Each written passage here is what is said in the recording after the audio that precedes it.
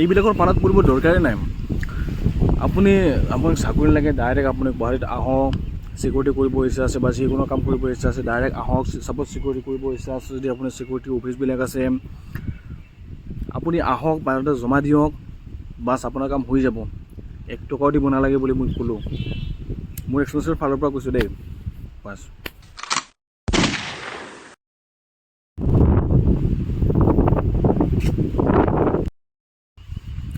নমস্কাৰ ৰাইজসকল, আশা কৰোঁ চবে ভালে আছে। এই ধুনীয়া জেগাডোখৰত বহি আজি এটা ধুনীয়া কথা ক'ম বুলি ভাবিছোঁ আপোনালোকক। মানে গুৱাহাটীত কাম কৰিব অহাৰ আগতে কনচালটেঞ্চিৰ হেল্প কেতিয়াও নল'ব। বিশেষকৈ কিছুমানে ভাবি আহে যে ইউটিউবত ভিডিঅ' চাই বোলে আহিব, এনেকুৱা তেনেকুৱা আছে, খোৱা বোৱা থকা খোৱা চব ফ্ৰী আছে, বাছ বেছি দিব নালাগে, 2000 টকা দিব লাগিব। এইবিলাক ভুল কেতিয়াও নকৰিব। আৰু বিশেষকৈ বাতৰি কাগজৰ ছেকেণ্ড পেজটো যে থাকে কনচালটেঞ্চি, ফোন নম্বৰ দিয়া থাকিব।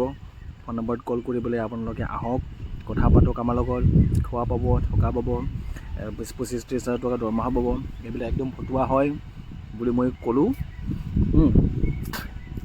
কাৰণ মই চাকৰিৰ আগতে মই নিজেও এইটো ভুক্তভোগী আছিলোঁ নিজেও। আৰু সেইদিনাখন এজন লগ পালোঁ, শিলচৰৰ ল'ৰাজন।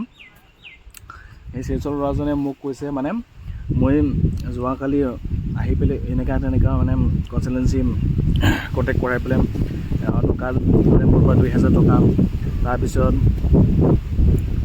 কৈছে আৰু খোৱা থাকিব, খোৱা পাব, থকাটো ফ্ৰী পাব, কামৰ প্ৰেছাৰ নাই, দৰমহা পাব 25ৰ পৰা 30লৈকে পাব। কিন্তু এইটো একদম ফটুৱা আছিলে। তাৰ লগত এটা স্কেম, বহুত ডাঙৰ স্কেম হৈ গ'ল। কাৰণ শিলচৰৰ পৰা আহিছে সেইজন ল'ৰা কামৰ সন্ধানত, হয়, কামৰ সন্ধানত আহিছে, কিন্তু ইয়াতে আহি গুৱাহাটীত আহি সি পস্তাবলগীয়া হৈছে, ভাবি চাওক। গতিকে এনেকুৱা কাৰো লগত নহওক। গতিকে মই আপোনালোকক এটাই উপদেশ দিব পাৰিম যে আপোনালোক যদি গুৱাহাটীত কাম লাগে ন, গুৱাহাটীত যদি কাম লাগে, মোৰ এক্সপিৰিয়েঞ্চৰ ফালৰ পৰা কৈছোঁ দেই, আপোনালোক গুৱাহাটীত যদি কাম লাগে আপোনালোকে ডাইৰেক্ট আহক গুৱাহাটীত, মেইন অফিচবিলাকত কণ্টেক্ট কৰক। কিন্তু কনচালটেঞ্চিৰ কেতিয়াও হেৰি নকৰিব। আপুনি মানে য'ত কাম কৰিব বিচাৰিছে তাতে সেই মেইন অফিচটোত আহি পেলাই কণ্টেক্ট কৰক, বায়'ডাটা দিয়ক, CV দিয়ক, বাছ আপোনালোকৰ হৈ যাব। মানে ছাপ'জ আপুনি যদি চিকিউৰিটি গাৰ্ড কৰিব বিচাৰিছে ন, চিকিউৰিটি গাৰ্ড কৰিব বিচাৰিছে যদি চিকিউৰিটি গাৰ্ডৰ হেড অফিচবিলাক আছে সেইবিলাকত যাওক।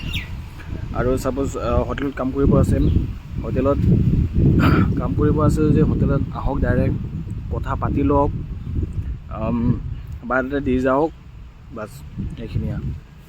আজিকালি অনলাইনৰ কিমান সুবিধা আছে, অনলাইন থ্ৰু আপুনি CV পঠাব পাৰে, বায়'ডাটা পঠাব পাৰে, হয়নে? এইখিনিয়ে আৰু ক'বলগীয়া। এই কনচালটেঞ্চিৰ চেক কৰাত কেতিয়াও নপৰিব, নহ'লে আপুনি বৰবাদ হৈ যাব কিন্তু। জয় অসম।